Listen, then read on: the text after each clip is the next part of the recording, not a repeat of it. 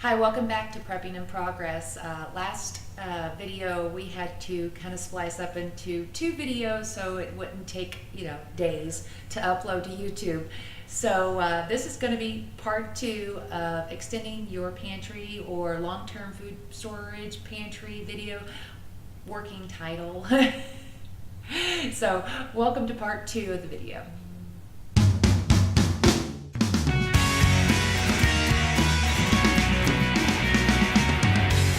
Great way to extend the life in your working pantry is with Mylar. Now, a lot of people use the big 5-gallon Mylar bags, and those are wonderful for long-term storage if you're storing large quantities of things. But if you're going to be getting into them, I get these 1-gallon size Mylar bags, and that way we can fill these up if we need to get into them and start using them. It's not going to have to restart the entire large section. So we get quite a bit of this dried instant milk, and it's not in the best packaging in order for it to stay stable for long periods of time. So we're going to transfer them into these Mylar bags. Now, first thing you want to do before you do anything is mark on your Mylar bag when it's nice and flat on what's going into it. Make sure you put what's going in, any kind of important information, or you can store that separately. And then the day and the month, or the date, month, and the year, the date. I'll get the words. I have all the good words. Okay, so we're going to see how much we can fit into one of these 1-gallon Mylar bags.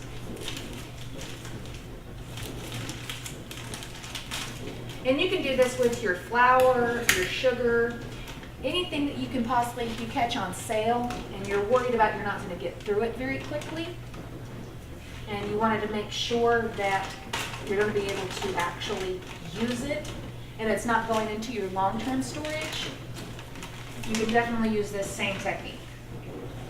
You can do this without making too big of a mess. And yes, powdered milk goes everywhere.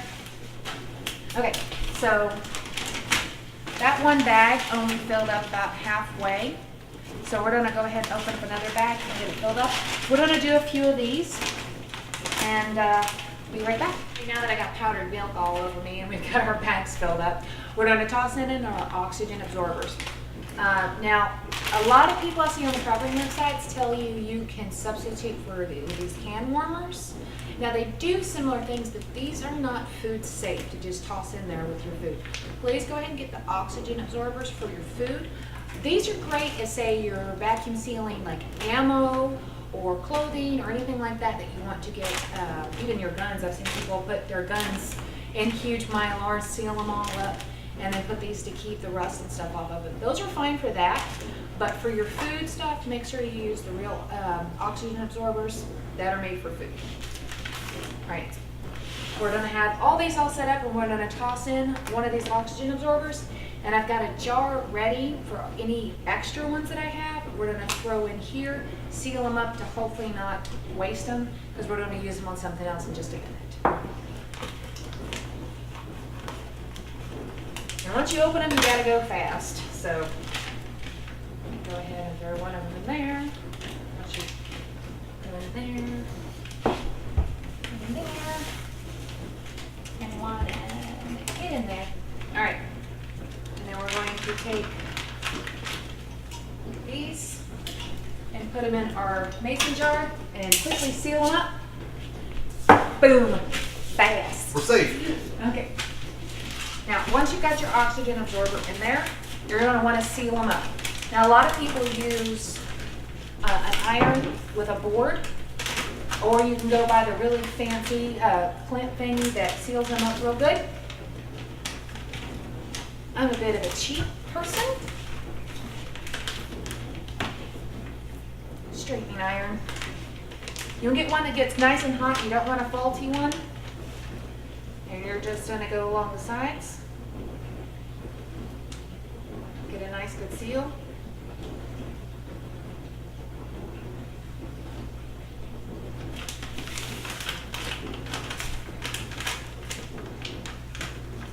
I found this one years ago. I think it was at a thrift store or something. And it was really, really cheap. But it still worked really good. It got really, really hot. So I used it on this. I don't use it on my hair anymore, of course. But it was just perfect for sealing up Mylar bags. You see how that did there. But with some movie magic, I'm going to pause again and finish sealing all these the same way. But like I said, there's a ton of different methods on best way to seal these. So you can experiment, do it yourself, and see what works best. Okay, now that we've got them in our Mylar bags, we've got them all sealed up, you want to make sure you can find a place that critters can't really get to it. So at this point, you can either put it into a 5-gallon bucket or in a large storage tub. However is the best way for you to store your Mylar bags that are not going to get into your way, but you can still have access to. All right, we're going to move on to our next experiment. Hopefully, still got time to do these. So, moving on. All right, the next experiment we're going to do is dry canning. I've never personally done dry canning before, but I'm going to hopefully do this correctly. I've got my oven going at 200. I just washed all my jars. I did it in the dishwasher. It's really a lot easier. I just put them on a sani rinse. But you can hand wash them, but we want to make sure that all the moisture is out of them. So we're going to pop them in the oven for a little while to evaporate any more water that's left on it. And hopefully I don't break a jar while filming this. We've got a variety of different sizes that we're going to try out for different things. And we're going to have to lower the rack, so give me just a minute. Okay, take 2. Whoop, that's too tall as well. Okay. All right, so at 200, I'm going to leave them there for about 15 minutes to let any moisture get out of there. So we don't have to worry about, if we're going to be putting dry foods in there, we don't want water in there as well. All right, so we'll meet you right back here as soon as those get done. Okay, we're going to be trying out a few different methods for dry canning. The first one, we just got our jars out of the oven. Let me see if we can bring you around so you can see. They're nice and dry, and no more moisture left on them. But we're also going to use a few different other methods. I have a food saver, and we're going to be using our oxygen absorbers. Now, these hot ones I don't want to use with my food saver, so I got some few ones that are washed and dried, but are no longer hot. So we're going to try those first. This is just simple Jiffy corn muffin mix. Somebody asked me in one of my videos on how to get something like this to store. I'm going to try a couple of different methods. The first one is using the food saver, and the other one's going to be using the oxygen absorbers. So we're just going to cut this open. Now make sure you save at least one of these. Like I said, either copy it onto a piece of paper and keep it in a folder. That way you've got the cooking instructions. So we're going to put these, use a funnel so I don't make a mess.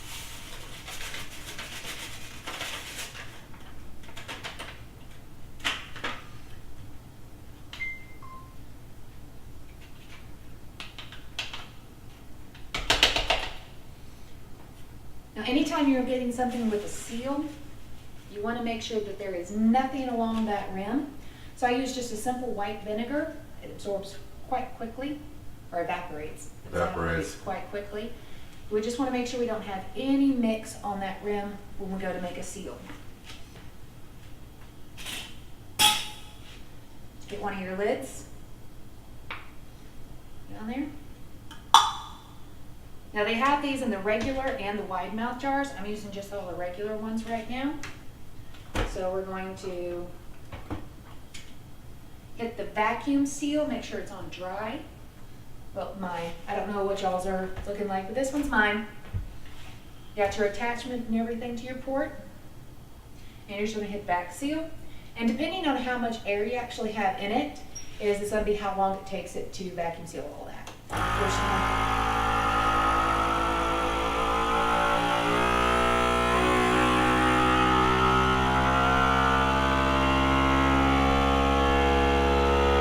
Since we still had lots of air, it took a little bit longer, but now it's just doing the sealing part. Takes just a minute longer, just wait till this red light goes off. And I warn you, these things when they're new, they're really hard to get off. And so I may struggle. Okay, it just went off, so we're going to pull. It's got a really good seal.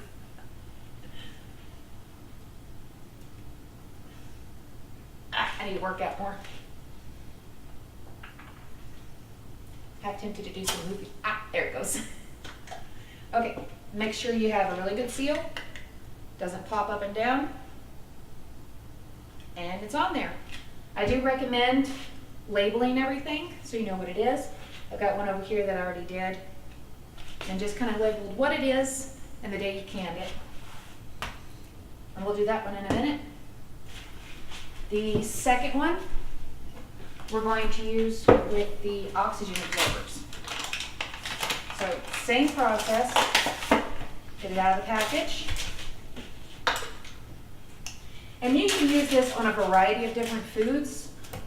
Anything that you want to buy in bulk that you may not feel comfortable dry canning with heat with, or if you have something like this that is really quick and easy, the vacuum sealer is a great option, but we're gonna see how it holds up against with just throwing an oxygen absorber directly into the jar. So just like before, a little bit of white vinegar, make sure we don't have anything on that rim, because that's the most important part with your seal. Steve's standing there ready to give me my oxygen absorber, which the can that we put them in has already sealed. So we throw an oxygen absorber in there. Now I will need a ring for this one. The other one I didn't need a ring for, but we're gonna need a ring for now for this one to get it to hold down. And it should suck all of the air, just like the vacuum sealer did. It should slowly absorb all the oxygen, and you will actually hear it ping when it's done, just like you would normal canning. So we'll set this aside, and we're gonna do a few different types of foods, and then we'll move on to our dry canning. Next thing, we're gonna go ahead and start our dry canning. I know this is getting kind of long, but we're trying to show you all the different methods you can use this. Dry canning is probably the easiest because most people already have an oven, and so that's pretty much all it takes. So we're going to be doing our peas and lentils in this method, and maybe even some pasta if we can fit them into the jars.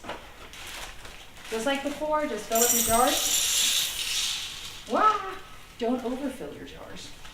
So, once you get those, you're going to put them back on your cookie cutter sheet, or your cookie sheet. And the lid's off for the moment. Oh, throw this away. Let me show you what we got.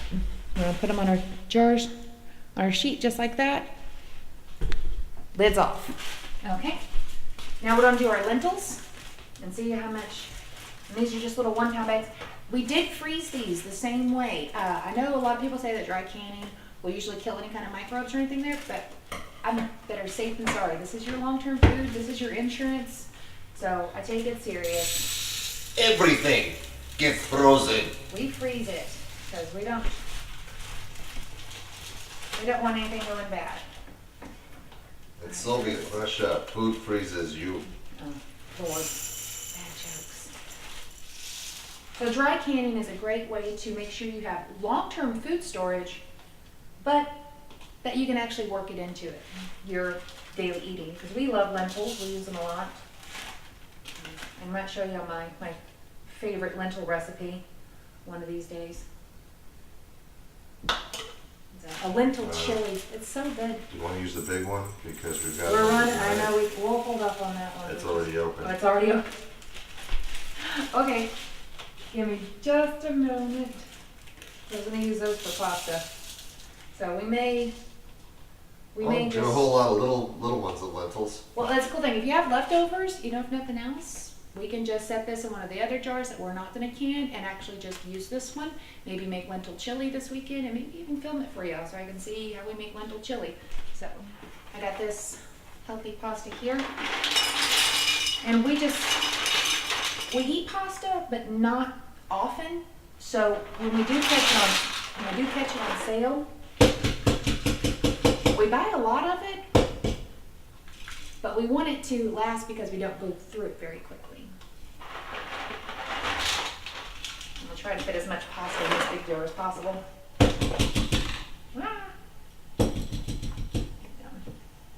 So yeah, nice pasta jar, and we can throw that right in here with the dry canning. All right, we're gonna finish getting these into the oven now. These are all of our, where'd my handy dandy oven mitts go? let Steve maneuver the camera right quick so I can see me putting my jars in the oven. Now, keeping it at 200. Oh, and being very careful because it's very heavy. Keeping it at 200.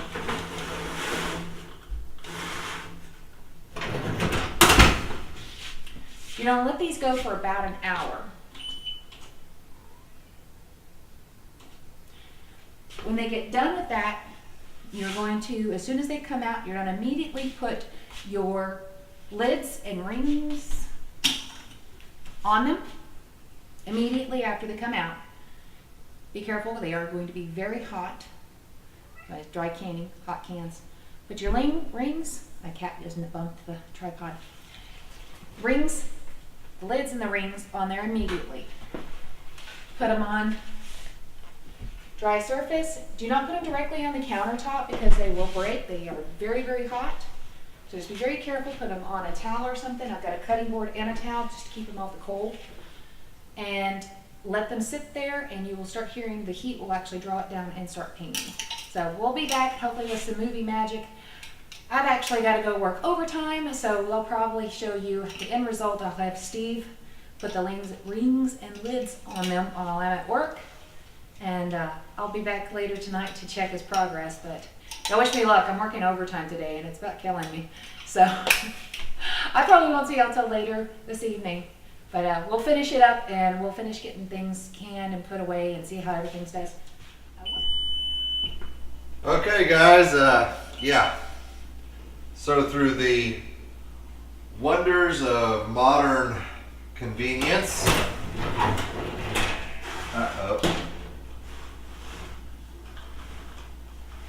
I am now in charge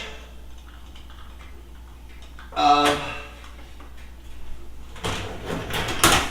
making sure we do this right. So, considering I don't know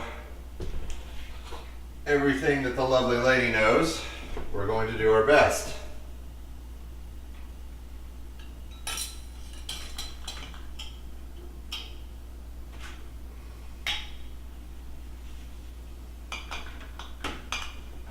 I was told to put lids on them, to be careful that they were hot,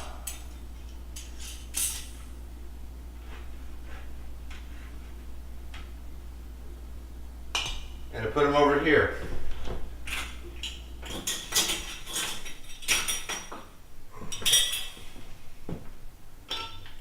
So guess what we're going to do?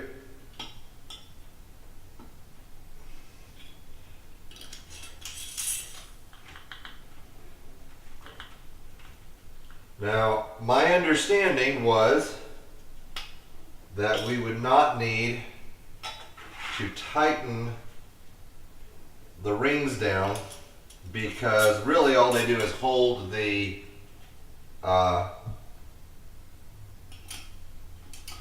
lids in place. The heat does the canning. I'm doing my best not to touch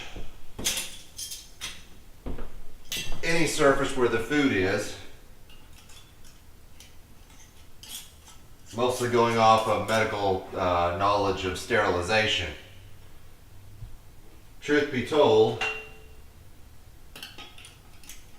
guys, I'm just doing what I'm told.